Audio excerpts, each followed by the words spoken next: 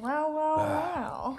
Are we going to do this thing? Professional. Pardon me? How professional. Oh, geez, I can't believe Exciting. it. My own granddaughter. Actually working in electronic equipment. I Holy know, right? Christmas. Isn't that wild? I know. Absolutely wild. I know. Alrighty, well, hi everybody. My name is Kayla Marie Coates. This is my grandfather. Do you want to introduce yourself? My name is Ron Ledesma. And this is the podcast called According to Captain Ron's Record. Captain Ron, that would be me. Captain Ron is my grandfather, Ron. All right, do you want to explain why you are called Captain Ron? Oh, well, this started years and years ago when I started collecting records, and back in the 60s, I suppose. I started listening to music in the 50s. Then in the 60s, started to get serious about actually buying music and listening to music as I was growing up. Over the years, I've had different ways of collecting music into mixes, and I wanted to be a DJ when I was younger, but I didn't make that. My cousin did, and I was always jealous. He was a DJ. I wasn't. He was a year older than me. So I started with mixtapes, and originally I invested in an 8-track recorder, which at the time nobody had. They were pretty rare. And I started recording on 8 tracks because I had an 8-track player in my car. So I started making mixtapes on 8-track. And the 8-track tapes were about 90-minute tapes, like 45 minutes on each side, and about an hour and a half each. So I started with that paradigm, structuring 90 minutes of music, putting it on an 8-track tape, and then making copies and giving them to my friends to listen to the latest and greatest music, which I recorded from my record collection. Beautiful. So 8-track tapes was the beginning. Well, 8-track tapes, they went out of popularity very quickly, and in came reel-to-reel. Reel-to-reel was always there, but really the thing that changed music was the cassette tapes. As soon as cassette tapes became popular, everyone started using cassette players in the cars. And even today, some older model cars still have cassette players. So if you recorded a cassette, they were 2-sided. You either had to flip or reverse the motor in order to run the tape from one end to the other and then back. So it had 4 tracks, 2 tracks for each side, 2 tracks one way, then 2 tracks the other way. So you had stereo. Yeah. So I did that for years and years and years. That's when I moved over to using Maxell tapes. And things like Dolby, noise canceling came in. A lot of technology changes made the music better after it was recorded. Right. Tapes has an inherent problem that anything you record on a tape, there's sort of a background hiss. Sure. On tape. In order to get around that, they invented Dolby noise cancellation, which basically amplified everything, including the hiss, or in that frequency range. And then when you played back the music, it would de-amplify it, make it go away. Okay, so that was the nature of the cassettes. Now cassettes, I used were like 90-minute cassettes, 45 on each side, and I use pretty much exclusively Maxell cassettes. So I did mixtapes over the years. I did, well, I don't know, over 100. Wow, yeah. Yeah, and they all came from my music collection. All from your records. Originally records, vinyl, and then eventually CDs in the 90s. Okay. CDs became popular in the 90s. Then I changed again. Sure. I was still using 8 tracks, no, not 8 tracks. I was still using the cassettes, but then DVDs came about and CDs, and I invested in a recorder so I could burn CDs. Nice. Now, CDs were one end to the other. You could have a straight shot. There was no break in the middle like a cassette. You had to flip it over. So I could get up to 80 minutes on a CD. That was the limit. Right. So now I took all my old tapes that were 90 minutes. I culled a few songs off of them and reduced them all to 80 minutes and then remastered them on CDs. So I still had my collection, but now they were digital. Up until this point, everything on a tape is audio. Right. It's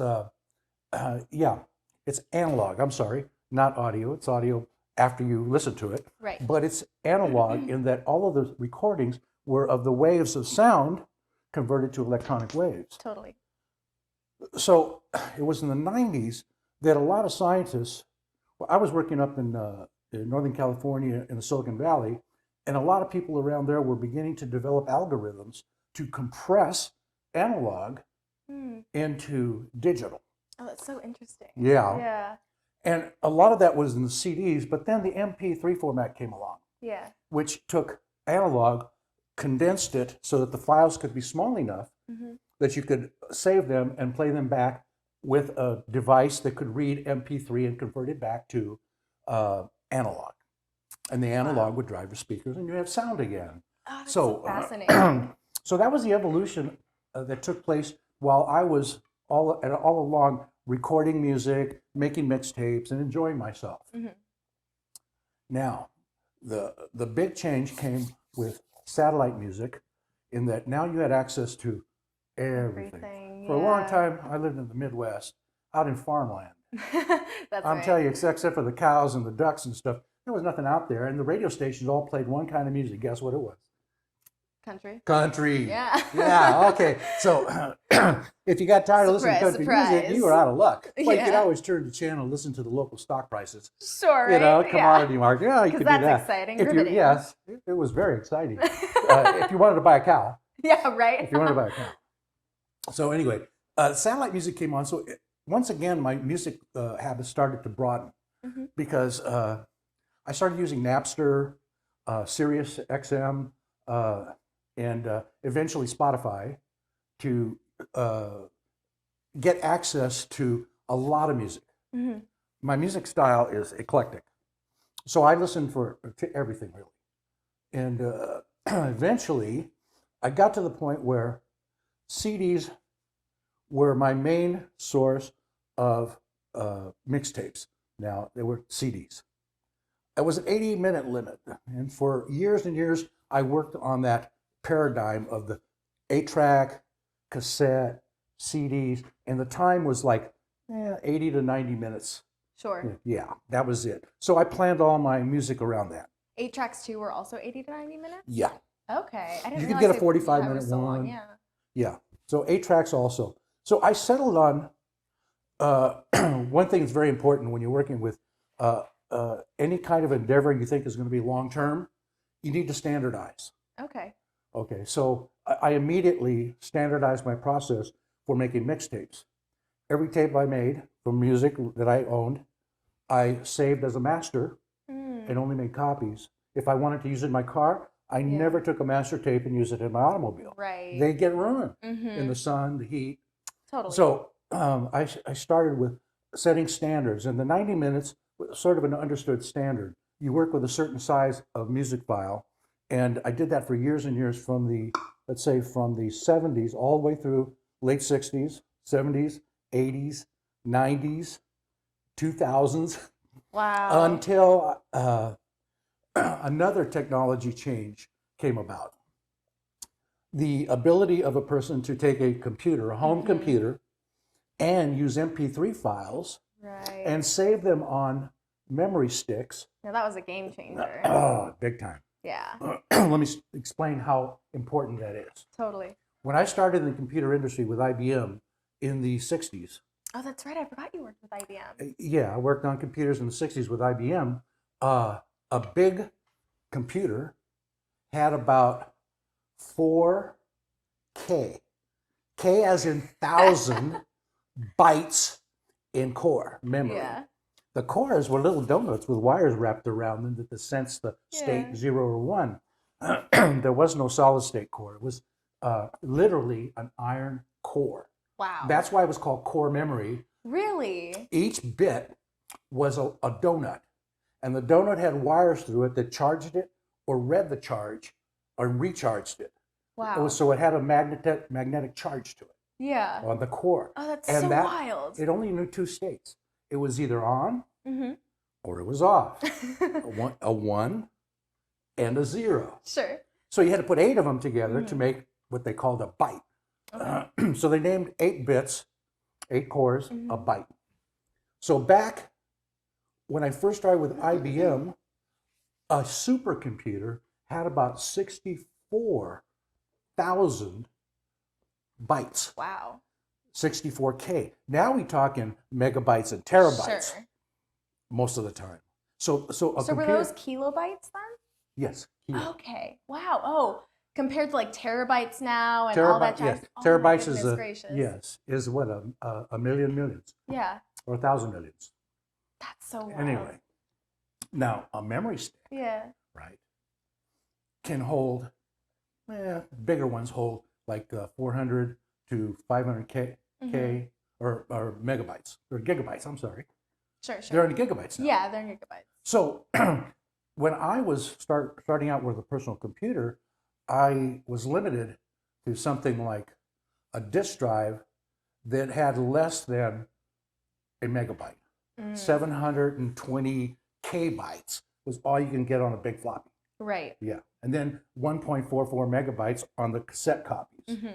Megabyte. That was it. Sure. So if you wanted to put music on it, you were limited to that size. Yeah. Now, once the technology evolved to where memory was shrunk to a point where you can get millions and then billions, right? Yeah. Megabytes and terabytes of data on a little stick, then my music could fit in a lot smaller, More compact sort of a yes. deal. And it can be used on computers, cars, anything that use a USB standard, which evolved. Right. I think in the 1990s, the USB standard took hold, and USB 1.0.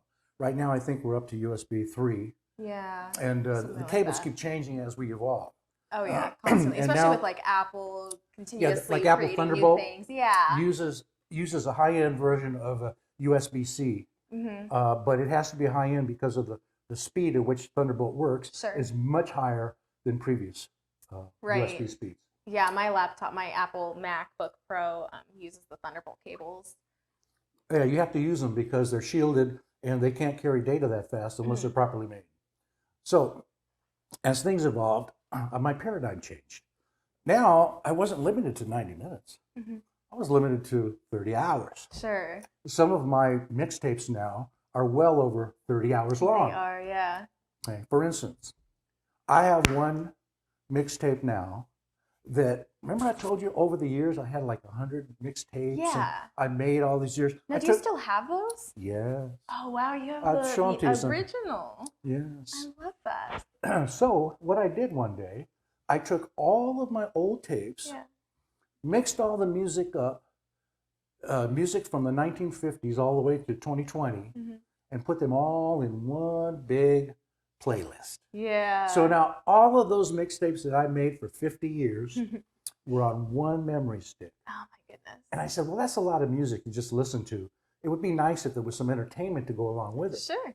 And I said, gee, I always wanted to be a DJ. So what if, in addition to the music, I recorded voiceovers on the song and introduced songs and hired a crew of DJs who were imaginary people, of course, because I didn't have a crew. And that's cheaper. I you had know? to invent. I had to invent a crew, which was much cheaper than actually. Of course. Yeah, so they're all my slave crew. So I've got four now, 4 DJs, and what I did, I named my venture Midnight Radio. Yeah. Okay. Midnight Radio, and the reason for that was I've done a lot of traveling in my life, and sometimes when you're traveling cross country, it's 1 a.m, you're tired, you're in your car, the only thing you have is your radio. Yep. Now, back in the 60s, I was up in Montana going and traveling around in the 70s too, and I used to turn on my radio and get a radio station late at night broadcasting from Del Rio, Texas. What? Wolfman Jack. Now, Okay. the way the laws are in the United States, you can't have a radio station that's bigger than 50,000 clear channel watts. That's Really? it, because you Interesting. disturb. Yeah, you know. actually, that makes sense. Yeah. Yeah. So if you wanted a bigger transfer, like 500,000 watts, what did you do? Where did you go? You went to Mexico. You walked across the river. Sure. You set up your antenna on the other side of the river, Wow. and you ran your radio station in the United States, and then you ran a little wire across the river to your transmitter, which could be illegally broadcasting Wow. all over the United States. Oh, that's wild. So Wolfman Jack was a national Like icon. celebrity. Yeah.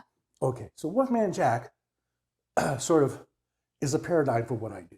Okay. Okay, Cool. it was a pirate station. They were operating slightly on the edge, right? Okay. You know, I like it. and that spawned other pirate stations who, instead of having a transmitter across the river in Mexico, they went into international waters. International waters, nobody owns them. Right.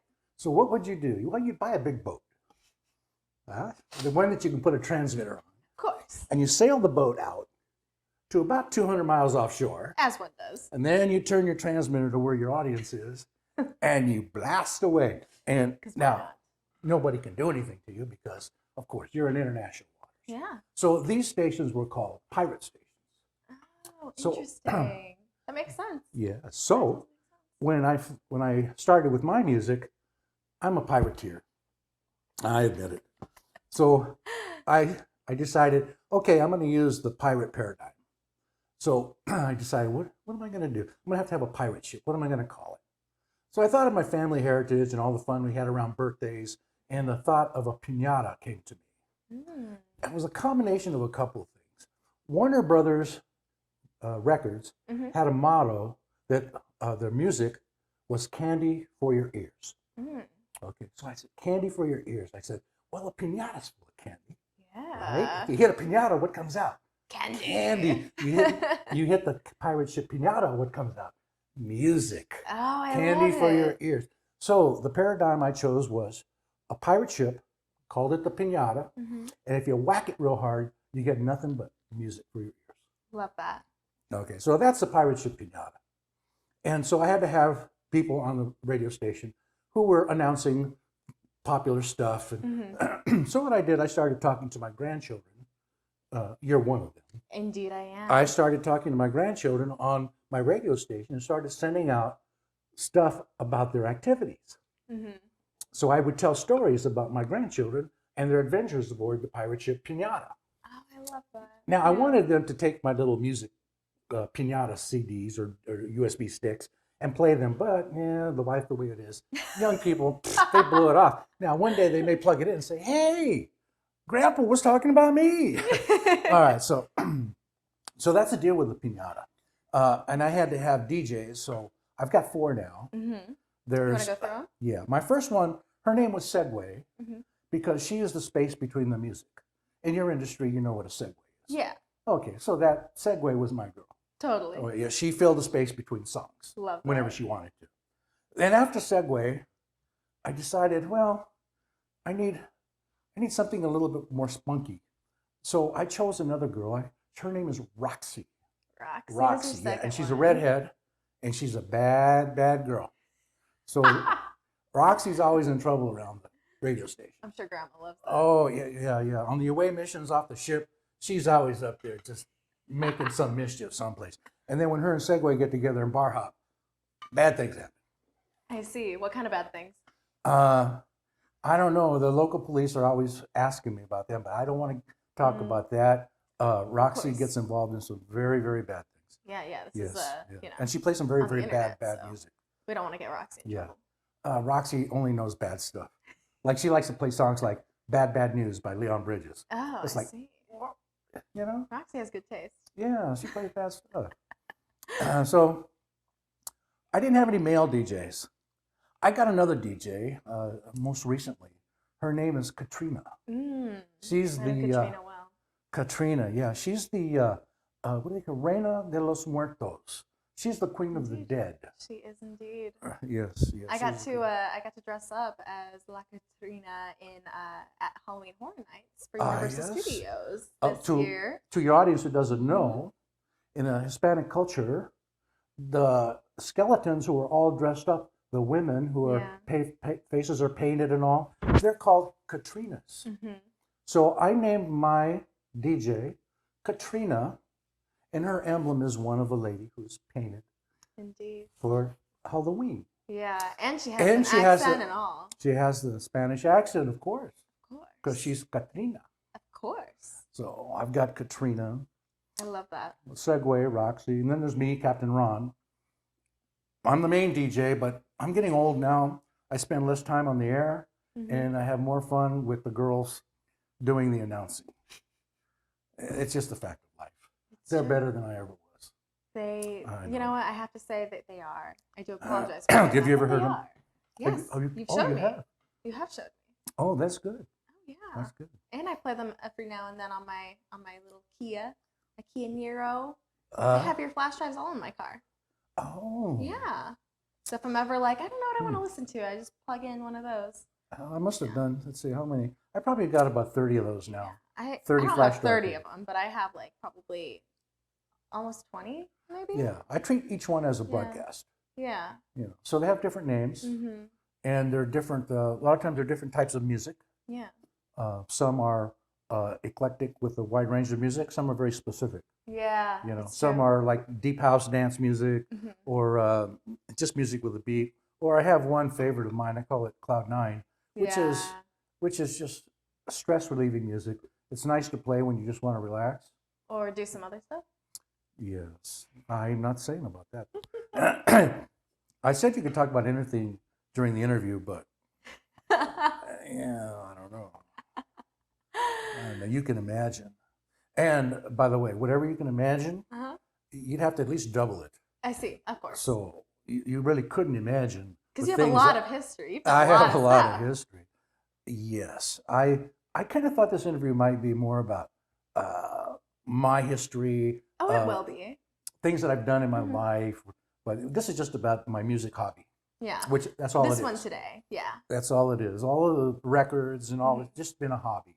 That's Yeah. not been my profession. For It's sure. just fun. Absolutely. So I do all this for fun. And I do enjoy listening to music.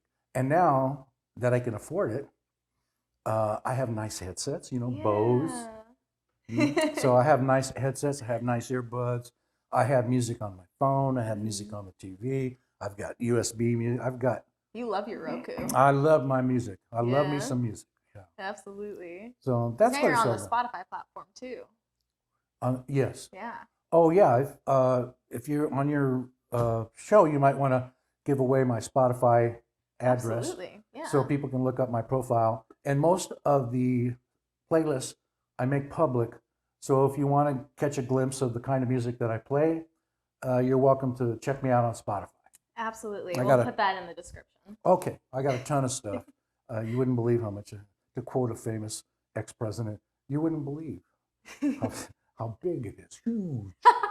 Wow. Grandpa. Anyway. Yeah, so Spotify, you can find me there. Beautiful. Yeah. Absolutely. So that was, I loved hearing about all of your journey with music, and I didn't know about a lot of that, the history of where music developed and how it's gone and evolved into Yeah. today's stuff, from 8-tracks to cassettes and CDs. Yeah, that and was a technical part of all. it. Along in Midnight Radio, I also talk about the history of things like instruments. For instance, the Hammond organ. Okay. A lot of the music in the background, you hear an organ playing, and it actually is in most cases, a Hammond organ, which was first manufactured for churches. Sure. It was an affordable, small organ for churches. Wow. And then somebody got a hold of it, hopped it up with they kind of fell off the back of a truck. Sure. Yeah, and then they hopped it up with some big, gigantic speakers. They modified it so when you hit the organ keys, the speakers blasted out the organ sound, right? Whoa. So pretty soon, artists were starting to use it as an instrument, like they would a guitar, rock Right, bands. totally. So Hammond organ in the 50s became real popular in the 60s. One famous tune everybody knows is Bob Dylan's "Like a Rolling Stone." Mm-hmm. Okay, you probably know something about in a group called Blood, Sweat, and Tears. Oh, yeah. Al Cooper was the lead in Blood, Sweat, and Tears before Right. Clayton Thomas took over. And Al Cooper was in the session where Bob Dylan did "Like a Rolling Stone." And he just hopped in there and said, "Hey, how about, I do a little background on the organ here." And so he was like being a studio musician. He was basically hanging out. Mm-hmm. So they let him in on the session. And he did the riffs on the organ that eventually came part of Like a Rolling Stone. Wow. And when they heard the organ, they said, hey, pick that up. Yeah. So then they mixed it. They emphasized the organ in there, and it became part of history. So that was the Hammond Wow. organ. And so there were a lot of famous people that used Hammond organs. And so I talked a little bit about that on Midnight Radio Sure. when I introduced a song like from Jimmy Smith, who was a maestro of the Hammond organ. Yeah. Wow. So That's wild. the other thing, the electric guitar. Yeah. I also talked about the instrument that was most popular before electrification was the piano. Yeah. You went to a juke joint, not a juke joint, but a roadhouse someplace Yeah. where they were playing music. What were they playing? A piano. Yeah. Yeah, an old stand-up piano because it made noise. It didn't have to be amplified. Sure. Those players in those little places would pound those keys and they'd blast out some crazy noise and everybody would dance. So piano was really big for many years as being a primary instrument when you got to places like roadhouses where they, bars and stuff. It was always the piano player. So you watch those old movies. Yeah. There's always the guy on the side with a piano. and piano, playing the piano. That's what that was all about. Interesting. So the piano was real popular before electrification. Right. That makes sense. Yeah, the electric guitar really changed things. Though that was a semi-jazz player at the end of the big swing era, the big swing bands. His name was Les Paul. He developed the pickups to electrify a guitar. The pickups. What are the pickups? The electric instrument that takes the vibration from the strings. Sure. It sees them. It's a magnetic pickup, so it senses the moving of the steel or the strings. Right. And the pickup then converts the analog, right, or the audio vibrations into electrical vibrations, which then go to an amplifier, and then they're played back through a speaker. So that's how that works. I've always wondered, I'm like, how the heck does that work? You'll see that on anytime you see an electric guitar, you'll see a little strip about this big, and the strings go over it. And every string is over a little rod. Right. It's embedded in the pickup unit. And it picks up that string. Oh, that's fascinating. Yeah. So that's what the pickup is. Right. It picks up the vibrations from the strings. How cool. And that was a great invention because suddenly in the 50s, if you've ever heard a riff by Chuck Berry, what's on it? The guitar. Of course. Guitar. So the guitar became the go-to instrument. If you wanted to make some noise and you wanted to rock and roll, right, you had a guitar. Absolutely. And so the golden years of rock and roll were all based on lead guitar players. Yeah, there's the lead guitar, there's the bass guitar, there's so many things. Bass guitar was the same. It used to be you had to have a huge bass. Really? Well, they weren't amplified. I guess that's fair, yeah. So you had a bass player who had a big wooden bass that he had to carry around and plunk the keys. When they created the electronic bass, now all of a sudden the bass player has the same stuff, but he can carry it around with him and play with the lead guitar player. I've definitely seen the older, like the old versions of the bass. I definitely have seen them before in person. Oh, sure, they still exist in symphony orchestras and most They jazz. kind of look like the cello in a sense. It is, yeah. Is it the same thing? No, they're not the same thing. They're the same. Like family. Yeah.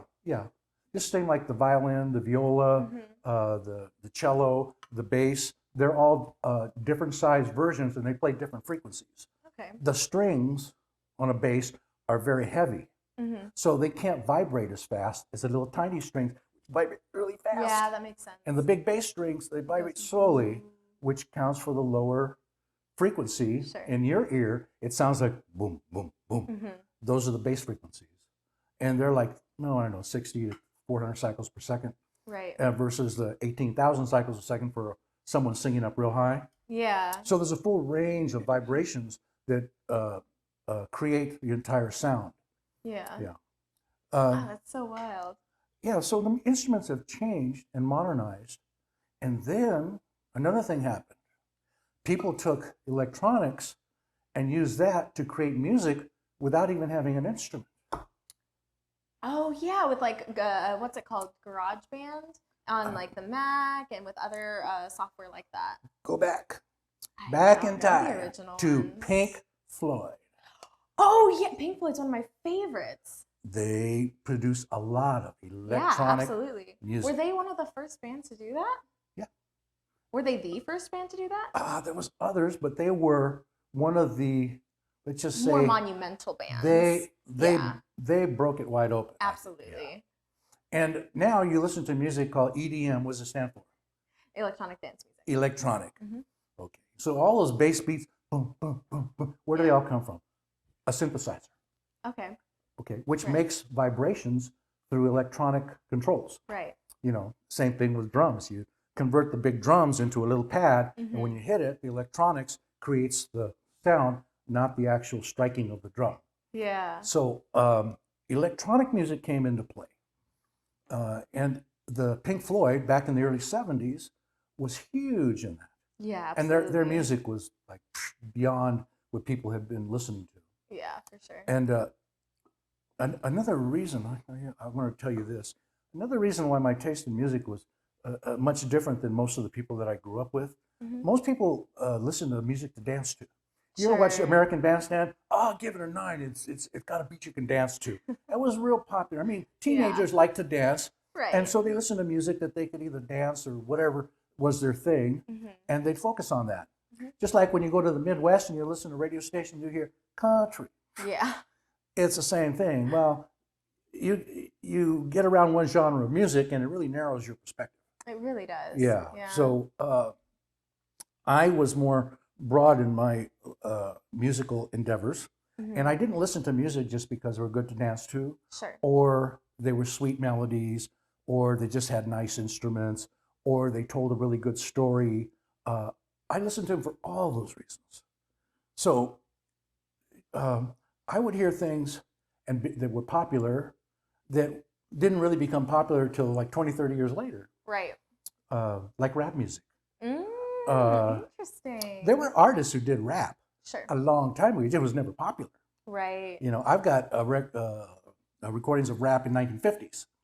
Wow. And then the person who I think some people are crediting with modern rap is Gil Scott Heron. Uh-huh. And The Revolution Will Not Be Televised. Right. It's a classic song, and it's all rap. Well, Bob Dylan, Subterranean Homesick Blues, Yeah. was one huge rap. Totally. Yeah. Bob Dylan did do some rap, huh? Bob Dylan, he was a master. Absolutely. Yeah, the thing of magic about Bob Dylan was that he didn't. People ask him, "What does this mean when you said so and so?" And he'd say, "Well, what do you want it to mean?" He said, "I didn't write words because they had specific meanings. I wrote words and put them together so your brain would go click, click, bang, and you would see images. Mm-hmm. You say, wow, I got all this imagery from your lyrics. Yeah. What was it about?" And you say, it's about what your interpret. brain did to it and how it put it together and how it created the images that you saw. Oh, that's wicked. So his lyrics, some of them you listen to and you say, I really like that lyric. I don't know why, but it conjures up all these ideas, you know. Yeah, of course. So Dylan was a poet. Yeah. More than he was a singer. I mean, his voice is crap. I think his voice is interesting. I like it. Well, every once in a while, an artist who can't sing comes up with a song where it fits. Mm-hmm. I mean, it sounds like he's really singing it. Sure. You know, but I wouldn't have Dylan sing a beautiful ballad. No. Yeah. And then there's other artists who can sing beautifully, but that's all they can do. Mm-hmm. They can't play an instrument. They can't conduct music. Sure. They can't arrange music. All they can do is give their rendition of something that someone else wrote. Right. Okay. Now, I love those artists just for the purity of their voices and their emotional of telling a story, even though they didn't write it. Right. You know, they sang it in such a way that you just can't avoid it. Absolutely. Okay. But then there's artists who are just multi-talented. Yeah. They're in the industry. They're doing everything. Yeah. They're composing. They're singing. They're playing. They're multi-hyphenates, for sure. They're putting groups together. They're pushing the envelope. Kind of like me in the filmmaking industry. Yeah, just like what you're doing. Exactly. Yeah, exactly. Yeah. Just on the other aspect of the entertainment industry. Yeah. But I've also started to pick up the guitar, the acoustic guitar, and write my own music. It's not nearly finished yet, but we'll see where it goes. I'm not worth a damn playing music. Yeah. I tell everybody. It's more of a hobby. I tell everybody I play the phonograph. There's my instrument right here. Did you ever play or pick up any other instruments? I tried. Well, I spent a year in Vietnam when I was a kid, Mm-hmm. in 1965, 66, Mm-hmm. and I got a cheap guitar there from the local economy because I had time when I wasn't doing anything else. Mm-hmm. I would sit and play on the guitar and try to learn myself. I was worthless. I gave up. How long did you stick with it? Just the year? A year. Well, I was in Vietnam, Okay. but I never got any good at it. So I just said, no, that's not my thing. I played saxophone, clarinet saxophone when I was in grade school. Really? Oh, in wow. grade school, yeah. The saxophones Yeah. slaps. Well, they start you on the clarinet for some reason. They really do. Yeah. I've noticed that. I think it's because it's a cheaper instrument. And so if you're going to teach a Is kid, it you might as, now? and it has all the same fingering as the saxophones. Okay. Yeah. They all have the same fingering. That's Saxophones. interesting. I didn't know that. I don't Yeah. know wind instruments. Yeah. Those are the wind instruments. Yeah, the right? winds. Gosh. Yeah, it's a wind instrument. It's a reed instrument. Oh. It's got a reed. Okay. So when you blow, you have to learn to make the reed vibrate. Got it. It's more like, right? Yeah. You have to Yeah. treat your lips to blow in such a way that the reed vibrates. Yeah. And then the vibrating reed goes down and is formed by the channel, and Interesting. the frequencies then move through the instrument, and the holes change the frequencies as they go through. Right. So it changes the pitch. Oh, that Anyway. makes sense. Yeah. That's just basic instrument stuff. I love it. I wasn't very good at it, so I have to admit. So you put it back down. I was much better at electronics than I was at. Sure. Well, you Yeah. found your hobby, your passion now. Yeah. Yeah.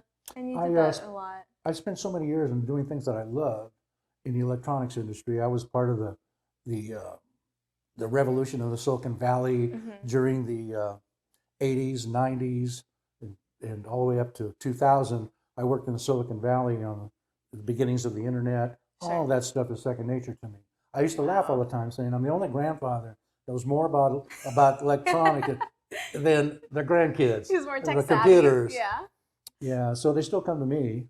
I definitely have come to you before. Yeah, when they need computer advice. Yeah. So Or any of this. I mean, you helped me set up all of this stuff with the lav mics and all that jazz. I realized how rare that was when I talked to my peers, people that I grew up with, Mm-hmm. and most of them were like clueless. You know, when the internet came about, Sure. what's that? What's that good for? You know, they had no clue. Right. The original browsers like Netscape and Mhm. all of the development of that up at Stanford, Yahoo, all of those things were happening where I was. Wow. And so I was like all excited about it. And I tell my peers about people my age, Mhm. my age group, and they were just clueless. Yeah. So it's like I was a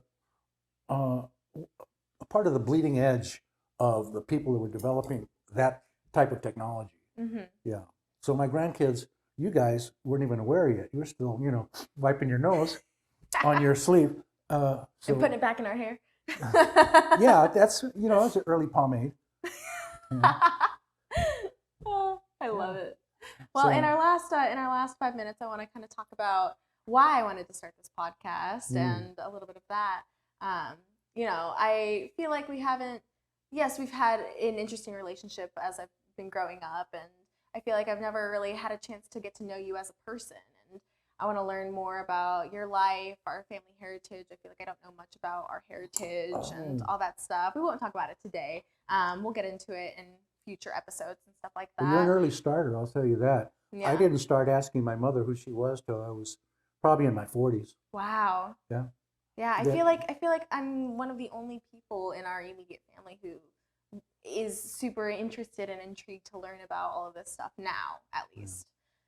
And so I just wanted to kind of chronicle all of it and share it with the rest of our family, the rest of the world, whoever wants to hear it, and all of that. And especially with how you were recently diagnosed with your illness. Do you want to talk a little bit about that? Yes. I found out, flash, I'm going to die one day.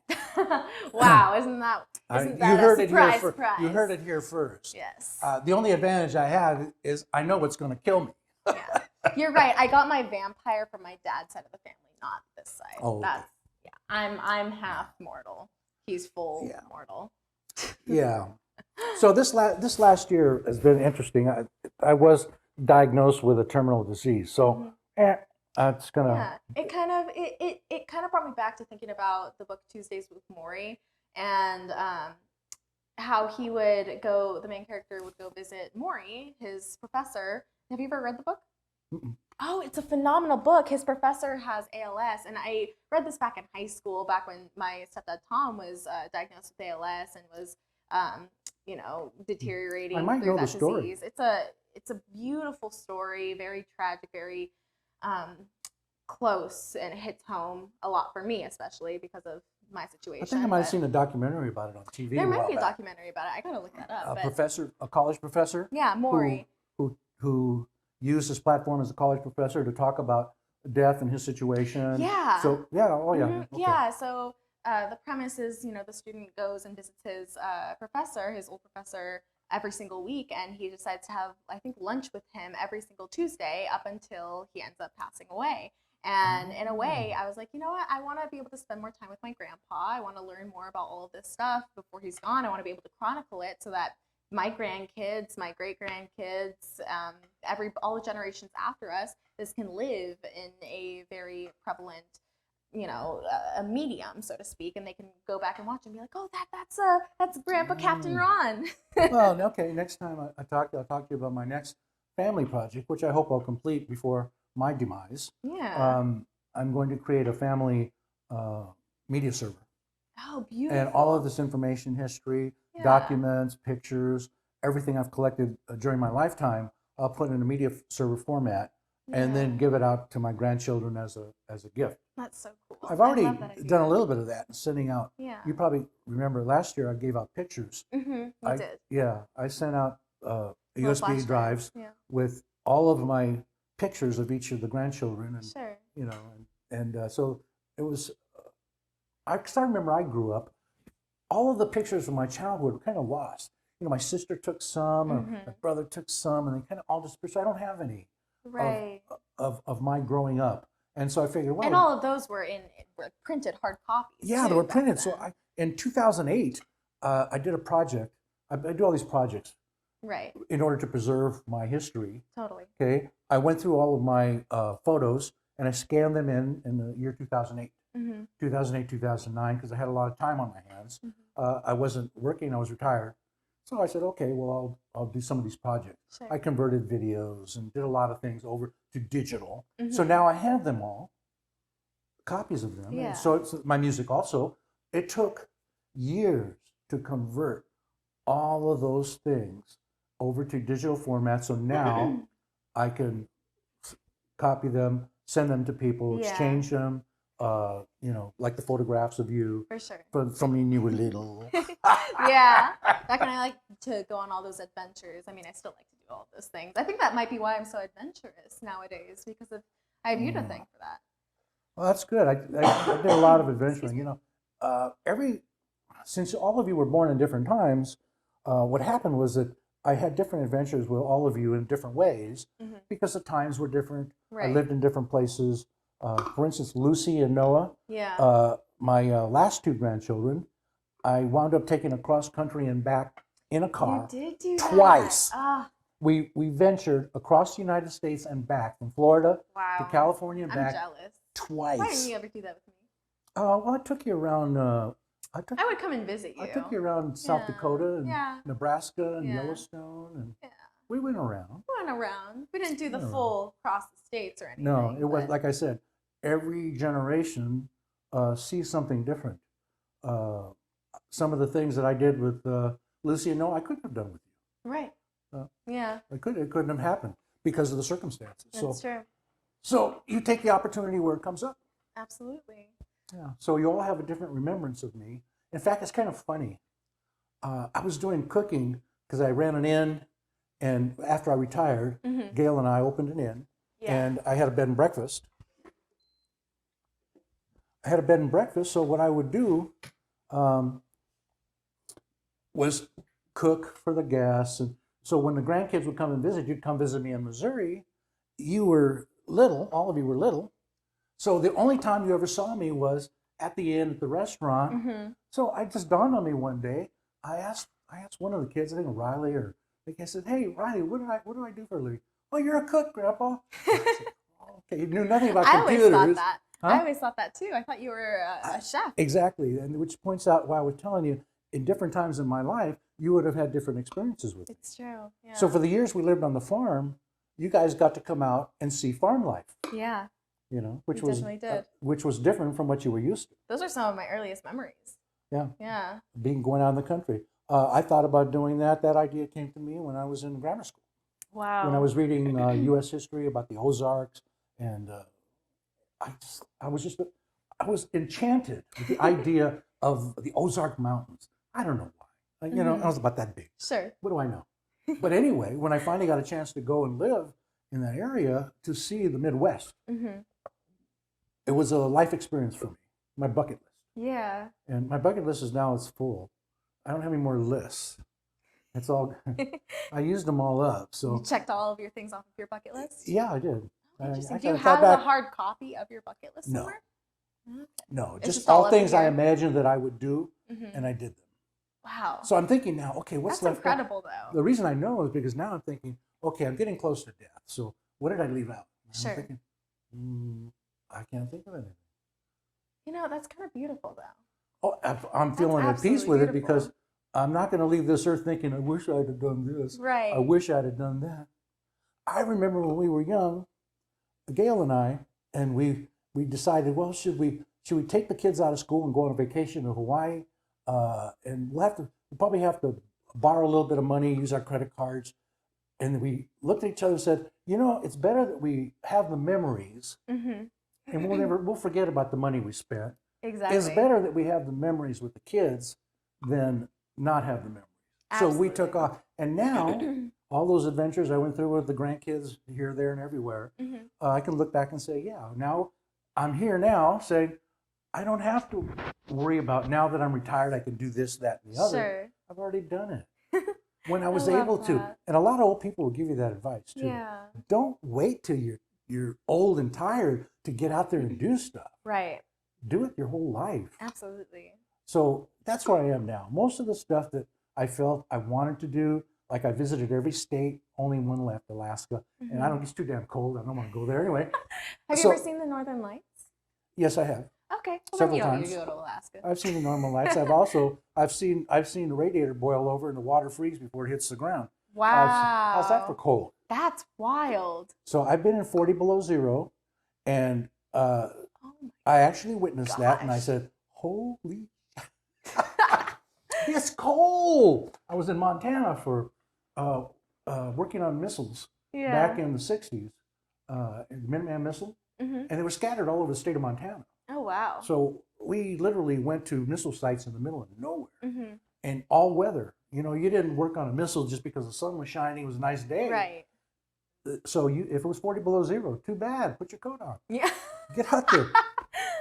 I can tell you stories about that, For winter sure. stories about how cold it was. Absolutely. You don't want yeah. to hear about that, though. You get. Another time we'll hear about that. Yeah, I'll get too cold. Or about the time I got a truck airborne. What? I don't know. Oh my gosh, we'll have to get into that absolutely That also in was another episode. that was also a winter adventure. Oh my gosh, that was a winter adventure? You know what? well- I can kind of piece together probably what happened. But Well, it was similar to a ski jump. interesting. So there had to be lots of snow involved for the truck to get airborne. Oh my gosh. Maybe put it that way. I love it. So yeah, in this podcast, we'll go through some of your life adventures, to say the least. I just Some hope the government doesn't come back and try to get me for some of the things I did. By the time they figure it out, Grandpa, you'll be long gone, and that'll be years and years and years. Well, that was my escape plan. So exactly. I've got it off. I've got it figured out. By the time they see this broadcast and figure out where I am, Exactly. you know, they won't find me. Nah, they won't find you. Yeah. Hey, you've been on a long time. I know. You- Yeah, we're reaching about 50 minutes right now. You're gonna have to edit this thing. I wonder if Oh the no, this is actually going to be unfiltered, unedited, and pure and real takes from the perspective of Ron Ledesma. Oh, Captain Ron. if you please. Captain Ron Ledesma. I'm sorry, my apologies. It is called according to Captain Ron's record. And every single week we're going to be starting off, not obviously today, but we're going to be starting off by grabbing a record from your collection, and we'll be talking about it for 5-10 minutes and seeing where the memories lead. I might be asking you some questions about it. And Abbey Road. that such. Yeah, this is like, it was on the wall, but you can't really see the record that's up there because of the glare with the window. I tried closing it, whatever. Yeah. Anywho, Yeah, I think let's close out this episode. Thank you so much for tuning in. It was a pleasure discussing a little bit of the ventures and the evolution of music with you, Grandpa. And we will see you next week. Say All right, goodbye to your friends, family, and fans. This is Captain Ron signing off. Kayla Marie Coates signing off. We'll see you next week.